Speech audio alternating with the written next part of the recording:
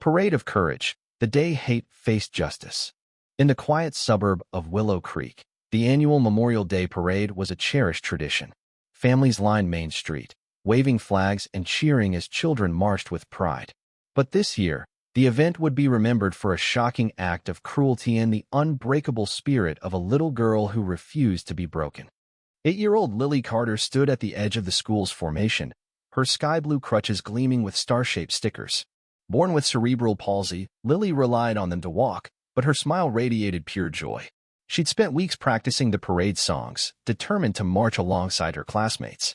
Watching from the crowd was her father, Sheriff Tom Bennett, dressed in his county uniform. He was there for security, but mostly to see his daughter shine.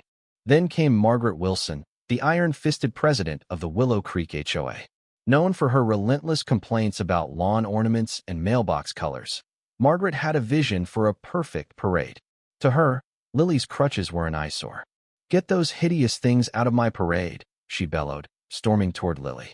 The crowd froze as her voice cut through the festive chatter. "I'm just trying to march with my friends," Lily said softly, her voice trembling. Margaret's face twisted with rage. "This is a celebration, not a charity case. Nobody wants to see a crippled kid dragging everyone down." Sheriff Bennett's heart pounded as he pushed through the crowd. He dealt with Margaret's petty HOA disputes before, but this was different. This was his daughter. "Please, Mrs. Wilson," Lily whispered, tears welling in her hazel eyes. "My crutches help me walk. I practiced so hard." Margaret sneered. "If you can't walk like a normal child, you don't belong here. You're making this parade pathetic." The crowd gasped, some reaching for their phones to record. Sheriff Bennett stepped forward, his voice low but firm. "Margaret Wilson, step away from my daughter." Margaret laughed, oblivious to the badge on his chest. "Your daughter? No wonder she's defective, with a father who lets her ruin community events." Lily looked up, her voice breaking. "Daddy, am I defective?" Before Tom could respond, Margaret made a catastrophic mistake. With a vicious grin, she snatched Lily's crutches and smashed them against the sidewalk. The crack of splintering metal echoed as the star-strewn crutches shattered. Lily collapsed, crying out, "Daddy, I can't walk." The parade halted. Parents shielded their children's eyes, others shouted in outrage. Margaret stood triumphant. "Now maybe you'll keep your crippled kid at home where she belongs." Lily sobbed, crawling toward her father. "My crutches are gone. How will I go to school? How will I play?" Tom knelt beside her, his own eyes burning. "It's okay, sweetheart. Daddy's got you." Then he stood, his sheriff's badge gleaming. "Margaret Wilson, you're under arrest for assault on a disabled child, destruction of medical equipment, and child abuse." Margaret's smirk vanished as she realized who she was facing. "Sheriff? But I was just maintaining standards." Tom's voice was ice. "You committed felonies in front of dozens of witnesses. You're done." As patrol cars and paramedics arrived, Margaret protested, "That kid was ruining our parade." Tom handcuffed her himself. "You destroyed a disabled child's mobility aids. That's a federal hate crime." Paramedics tended to Lily's scraped knees, but the real damage was emotional. "Daddy," she whispered, "why does she hate me? I just wanted to be in the parade." Tom knelt to her level. "She doesn't hate you, Lily. She's a broken person who can't see how wonderful you are. You're perfect, crutches and all." The school principal, Mrs. Harper, approached with tears in her eyes. "Lily, would you like to finish the parade? We can get a wheelchair from the school." Lily's face lit up. "Really? I can still march." With her classmates' help, Lily rolled through the parade in a wheelchair adorned with flowers and ribbons. The crowd cheered louder than ever as she sang the patriotic songs, her voice rising above her tears.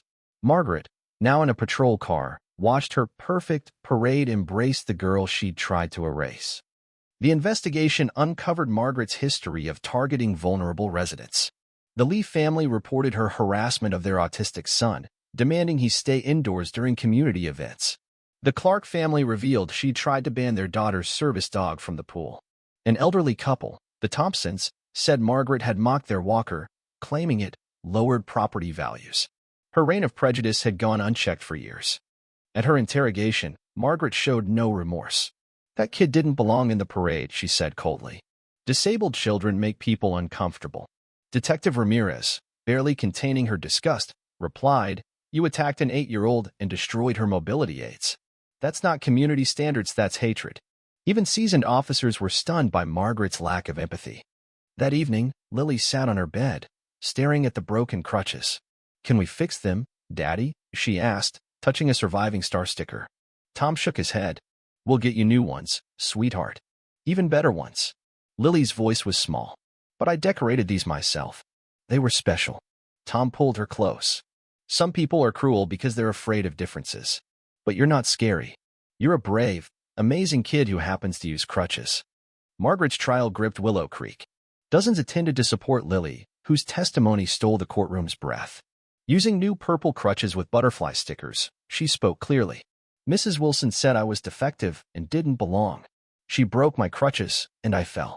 I was so sad because I just wanted to march with my friends." The prosecutor asked, "Are you afraid of her now?" Lily paused. "I'm not afraid anymore. My daddy stopped her. But I feel sorry for her. She must be so unhappy to hurt kids." Judge Eleanor Hayes addressed Margaret sternly. "In my 30 years on the bench, I've rarely seen such cruelty. You targeted a child for her disability, destroyed her mobility aids, and traumatized her during a joyful event. Your actions weren't about standards, they were about prejudice." She sentenced Margaret to 5 years in prison and ordered $50,000 in restitution for Lily's medical and counseling costs. Margaret's life unraveled. Her husband divorced her, taking their children and leaving town. Her former allies shunned her. In prison, her notoriety as a child abuser made her a pariah, confined to protective custody.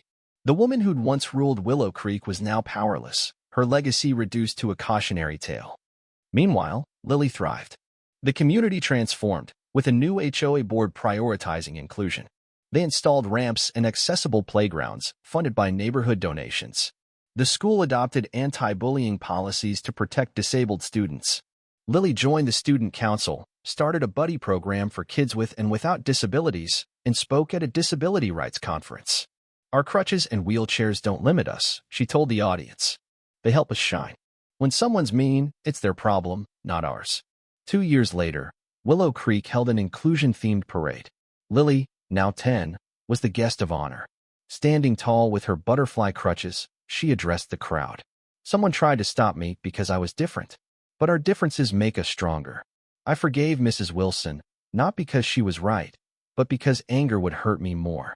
She's paying for her choices, but I'm living my life, surrounded by love." The crowd roared, and Sheriff Bennett beamed with pride. Margaret had tried to crush Lily's spirit, but instead sparked a movement of compassion. Lily's courage taught Willow Creek that true strength lies in lifting others, not tearing them down. In the end, love triumphed over hate, and a little girl with crutches showed the world that differences are a source of power, not shame. Margaret Wilson faded into obscurity, while Lily Carter's name became a beacon of hope, proving that even the darkest acts can ignite lasting change. What do you think about this story? Have you ever witnessed or experienced injustice or violence in your community? Share your thoughts in the comments below. Let's discuss how we can stand against cruelty and build a more inclusive world. Your voice matters. Tell us where you stand.